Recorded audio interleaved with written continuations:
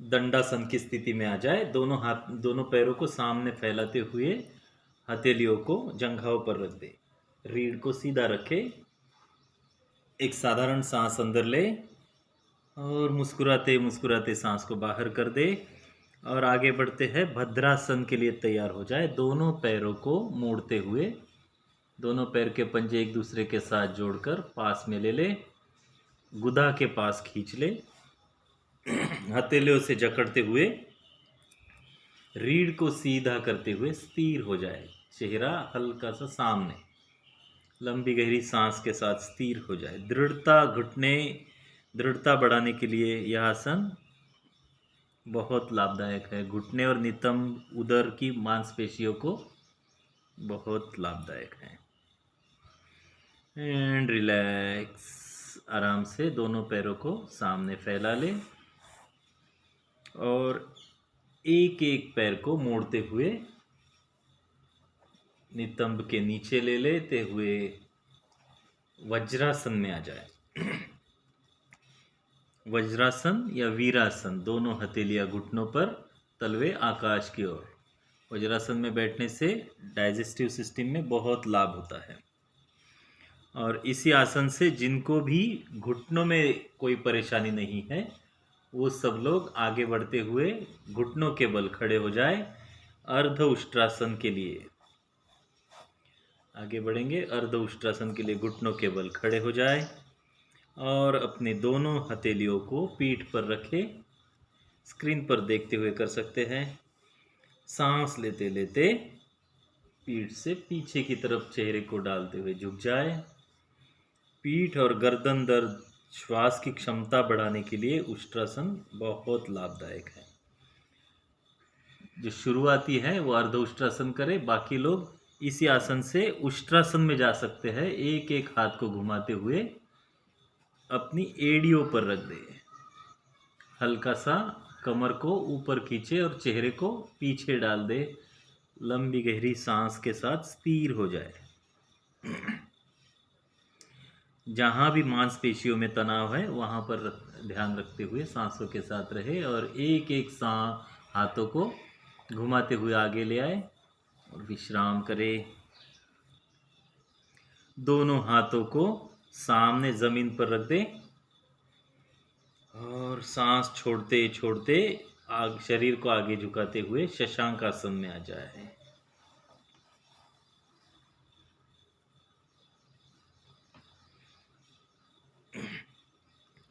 तनाव और गुस्सा कम करने के लिए शशांक आसन बहुत लाभदायक है। धीरे धीरे सांस लेते लेते ऊपर आए और हाथों को नीचे कर ले। घुटनों में थोड़ा सा अंतर बना ले। उत्तान मंडूकासन करेंगे। आप जितना कर सकते हैं अंतर दोनों घुटनों में उतना बनाएं।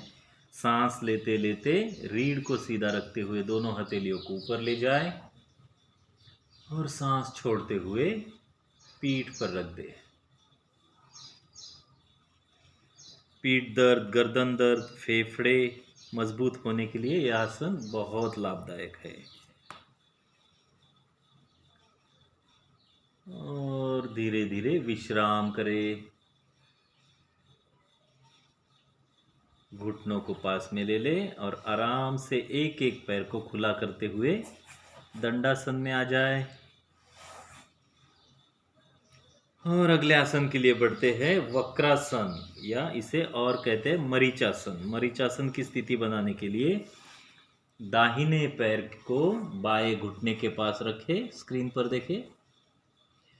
बाएं हाथ को सांस लेते हुए ऊपर उठाए और सांस छोड़ते छोड़ते घुटने के बाहर से फिर ज़मीन की ओर ले आए। ज़मीन पर रख दे और सांस लेते लेते दाहिने हाथ को पीछे ले जाए, चेहरे को भी पीछे ले जाए। वक्रासन। मेरुदंड लचीला होता है वक्रासन के आदत से। कब्ज अपच दूर करता है। से रिलैक्स। आराम से पहले सामने आए फिर पैर को खोले। सेम पोजीशन बाएं पैर से। मधुमेह के मरीजों के लिए ये आसन बहुत लाभदायक है।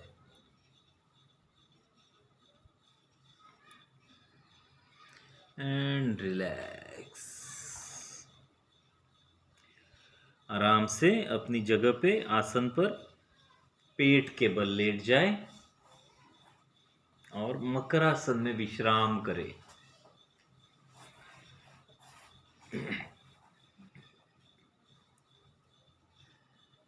एक पैर को थोड़ा ढीला छोड़ के दोनों हथेलियों को चेहरे के आसपास या चेहरे के नीचे रखते हुए शरीर को ढीला छोड़ दे और कुछ आगे बढ़ते हुए पेट के बल करने वाले आसन करेंगे और फिर पीठ के बल।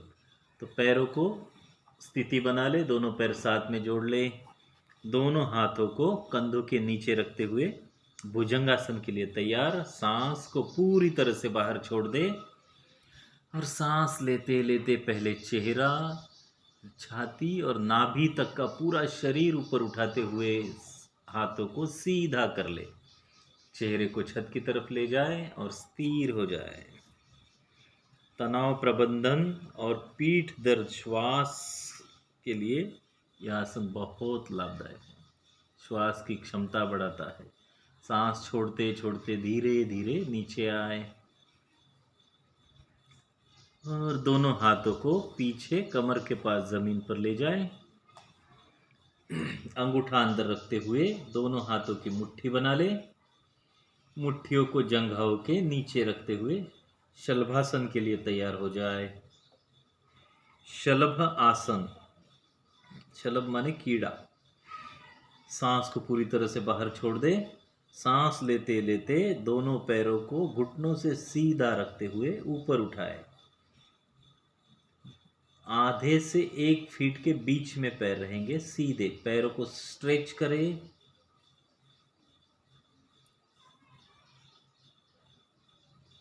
कूल्हे की मांसपेशियों के लिए और साइटिका के लिए शलभासन बहुत लाभदायक है। And relax. आराम से दाहिनी करवट लेते हुए पीठ के बल आ जाए।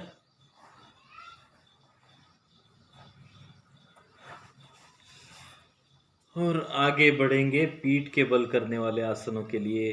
दोनों पैरों को घुटनों से मोड़ते हुए नितंब के पास ले आए। सेतु बंधासन के लिए स्थिति बना ले। सांस को पूरी तरह से बाहर छोड़े।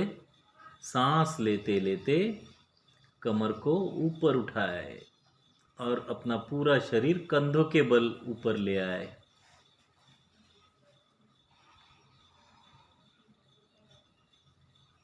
कमर को आप जितना उठा सकते हैं, अपने शरीर में जितनी क्षमता के साथ खिंचाव दे सकते हैं उतना ही करें और धीरे धीरे विश्राम करें। आराम से पैरों को फैला के शवासन में विश्राम करें। शरीर में जहाँ भी तनाव है वहाँ पर ध्यान रखते हुए लंबी गहरी सांस अंदर ले और छोड़ दे। आगे बढ़ते हैं। दोनों पैरों को साथ में जोड़ ले। उत्तान पादासन के लिए तैयार। आप चाहो तो उत्तान पादासन के लिए अपने दोनों हथेलियों को कुल्लों के नीचे भी रख सकते हैं और सांस अंदर भरे और सांस छोड़ते छोड़ते दोनों पैरों को 30 अंश के कोण में जमीन से ऊपर उठा ले। घुटनों से पैर सीधे रखते हुए स्थिर हो जाए। पेट की मांसपेशियों के लिए यह आसन बहुत लाभदायक है। और धीरे धीरे विश्राम करें। इसी आसन से हम आगे हलासन में भी जा सकते हैं या फिर विश्राम करके जाए।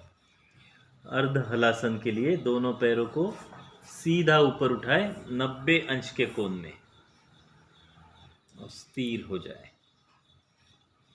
गहरे तनाव से मुक्ति के लिए अर्ध हलासन बहुत उपयोगी साबित होता है।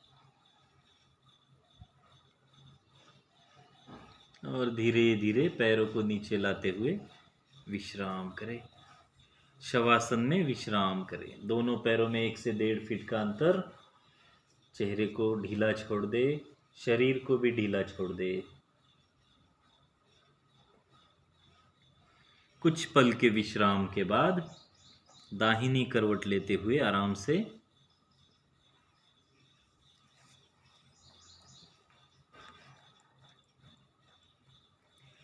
फिर से पीठ के बल आ जाए। आगे बढ़ते हैं पवन मुक्तासन के लिए। दोनों पैरों को घुटनों से मोड़ते हुए छाती के पास जकड़ ले दोनों हाथों से, और सांस छोड़ते छोड़ते अपना चेहरा दोनों घुटनों के बीच में ले जाए। जिनको स्पॉन्डिलाइसिस है वो अपने चेहरे को ना उठाए। यहाँ पर हम अपने रीढ़ को हल्का हल्का मसाज कर सकते हैं, दाएं बाएं या आगे पीछे, बहुत ही आराम से, कोई झटका ना दे। और धीरे धीरे पहले चेहरे को नीचे रखे और विश्राम करे। पैरों को सीधा कर ले और दाहिनी करवट पर आते हुए आराम से उठ के बैठ जाए।